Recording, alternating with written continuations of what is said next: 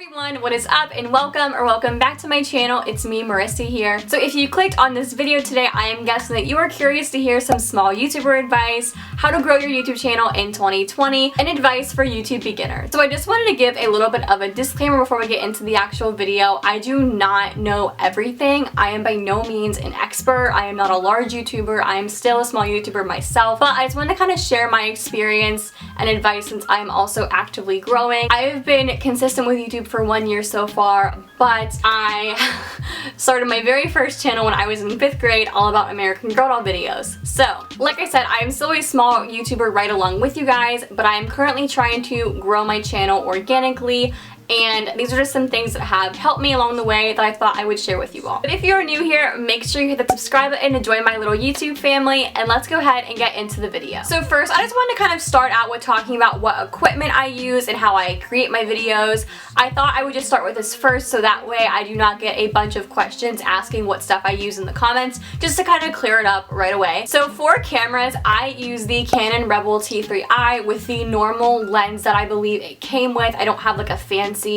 different aperture lens or anything like that. I just have the normal lens that it came with. But just remember, if you are starting out your channel, that you do not need a super fancy or expensive camera. You can definitely just start out with your phone because iPhone quality is so good nowadays. For my lighting, I have a Diva ring light Supernova. And honestly, I personally think that if you are debating between getting a good camera and getting good lighting, you always want to go with lighting because lighting is one of the most important things of your videos along with your audio that will keep your viewers engaged. For my editing software, I use iMovie. It just comes with all MacBooks, pretty generic, so many people use it. If you want to see a video on how I edit my videos in iMovie and make them kind of like aesthetic and cute and use different effects, I can definitely go ahead and do that for you guys if you would want to see that. But yeah, I just use iMovie. It works for me. Eventually I probably will upgrade to Final Cut, but not anytime soon. So once again, just keep in mind that if you are just starting a channel or you're new to the platform, you do not need all these fancy smanchy things right away for sure. Whenever I started my very first YouTube channel, I was in 5th grade and I had a good old iPhone 4.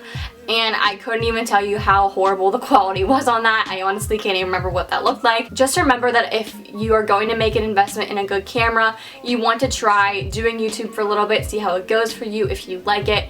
That way you're not dropping like $400 for nothing. So keep that in mind. And if you have any other questions related to equipment, definitely feel free to leave them below.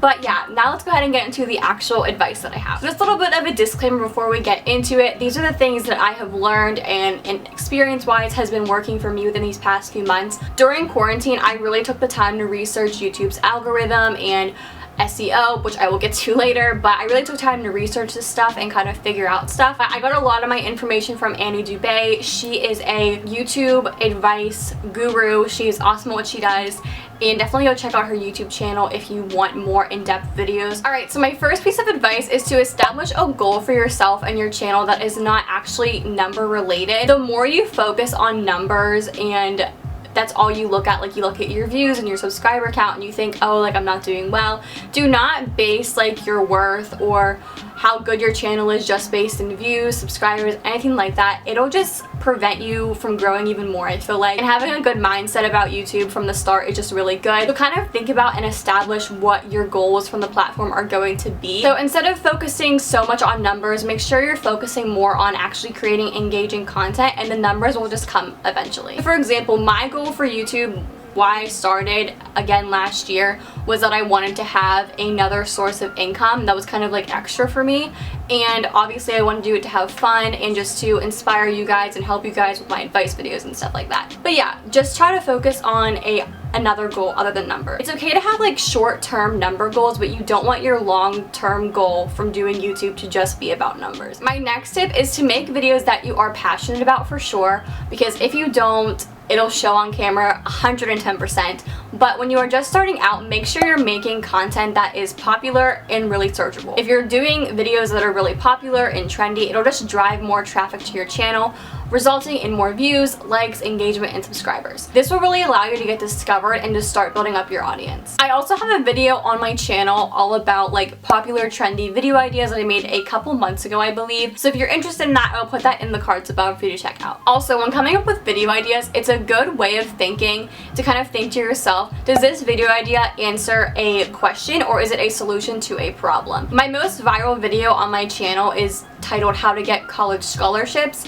and that title and that video was a direct answer to a question on how to get college scholarships. So if anyone puts that search term into YouTube, my video is ranked #1 for that search topic. So then after you begin coming up with video ideas, creating videos, even uploading them, it's important to think about what your niche on YouTube is going to be. Niches on YouTube are really important because you want to be targeting a specific audience with your channel. So for instance, my channel is targeted more so towards college-age students, giving college advice, and showing my life as a college student at this point in time right now. You want to target a specific audience and create that audience and build up your platform that way. Then you know week after week you will have subscribers coming back to your videos for similar content. Like if you're making a baking video one week, clothing haul one week, and then a travel vlog the next, and someone subscribed to your channel to see more baking videos, they're probably not going to watch your travel vlog and your try on haul. Definitely like experiment with different niches and kind of like figure out what videos you want to create the most. Don't worry about it right away, but as you start building your subscribers, that's going to be really important for you. Okay, so this is probably the most important tip for small YouTubers today that I had no idea was even a thing when I started the platform up again last year. So when it comes to actually getting clicks on your video, views, and potential subscribers and engagement, SEO is going to be your best friend. So SEO stands for search engine optimization, and it basically means how to get your videos ranked in search on YouTube. I learned pretty much everything that I know about SEO from Annie Dubé. Once again, I will link her channel down below because she has so much good content about SEO. So the thing that I use to optimize my videos is TubeBuddy, and they have an extension for YouTube, so whenever you're uploading a video, you will have these TubeBuddy options and checklists to make sure your video is 100% optimized. So what I really use TubeBuddy for is #1 to help me find the best keywords for my video, see how that video will potentially be ranking in search with that specific keyword, and then optimize those keywords in my video through my titles, description, keywords box, etc. So researching and just learning about SEO and also YouTube's algorithm is just one of the best things that you can do for yourself to help you grow your channel. It has really helped me so much these past couple of months. I don't want to go into crazy detail here on this channel about that because that is not my specialty. I also want to touch on YouTube's algorithm super quickly because it did change from years ago. So the goal of YouTube's algorithm now is just to keep people engaged on YouTube and on YouTube for as long as possible. So back in 2012, the thing that YouTube looked at when they decided who to put on the recommended page and who to recommend to other people in search and stuff like that, it used to be just based on views, so your larger creators always were like the first ranked in search, but now it's based on audience retention and your engagement on each video. Audience retention is basically just how long someone is actually watching your video for. Engagement takes into account like shares, likes, and comments. So this new algorithm actually makes it easier for small YouTubers to get their videos out there on the platform, because when you go look at something in search, it's not in the order of views anymore, it's in the order of how much people actually enjoyed that content. So basically, if you're making engaging content, you have a pretty good shot of being ranked in search and on the recommended page and everywhere else. So going off of that, I want to jump into thumbnails,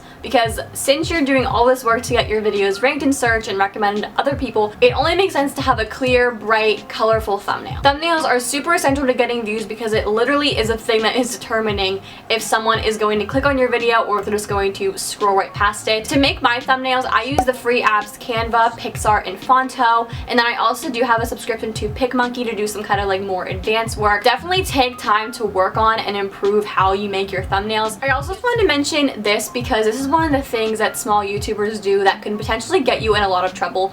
Do not do sub for sub on YouTube. It is detrimental to your channel, especially if you are just starting out, and it is actually against YouTube's terms of use if you did not know that. So technically, if you got caught doing sub for sub, you could get your channel terminated, which like, why would you want to do that? Like, it's definitely not worth it for sure. So basically, sub for sub is saying like, I will subscribe to you if you subscribe to me, and like then we just go about our day. But YouTube picks it up as spam. So most of the time, if you're just subbing to someone and not watching a video, it will just delete the sub anyway. So you're losing subscribers just as quick as you're gaining them. Just be careful with what you're doing because people can actually report those comments as spam. And if they report them to YouTube, then you are more likely to get a strike against your channel, and it's just dangerous. So like, don't do it. It's not good. Just focus on creating engaging content to grow organically. So now that all like the technical, techie kind of like algorithm stuff is like out of the way, I want to give some advice from like human being to human being. The first thing that I have is just to be yourself and stay true to your style. People will subscribe to you for who you are and what you are actually offering them through your video. And every channel and YouTuber is meant to be totally unique. My next thing is not to compare yourself to other people or compare your growth to other people, because literally everyone grows on YouTube at different times,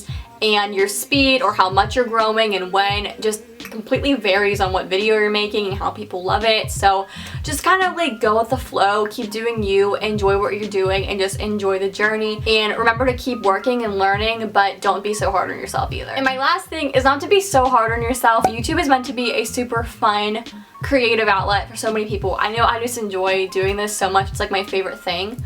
My necklace has been crooked the whole time. Oops. And just kind of go with the flow. It honestly takes a lot of time, hard work, and consistency, but you will get there eventually. Alright, so that's pretty much everything that I think a small YouTuber or someone just starting out on the platform would need to know. I really hope that this video helped you out if you were a small YouTuber. Definitely check out Annie Dubé. She is a super great resource for educating yourself on how YouTube like works in a techie world, because I do not understand that. Like I said before, this is just my experience and what has worked for me. So I really hope that these tips, if you put them to use, definitely help you and you can see the same growth in your channel as well. So I really hope that you guys enjoyed this video today, and if you did and if it helped you, make sure you give it a huge thumbs up. Comment below any kind of thoughts, questions, nice things to say. I would really appreciate it, and make sure you subscribe if you aren't already. Alright, so that's pretty much it. So I will see you guys soon in my next video. Bye guys, thank you so much for watching. Nation, don't be a stranger.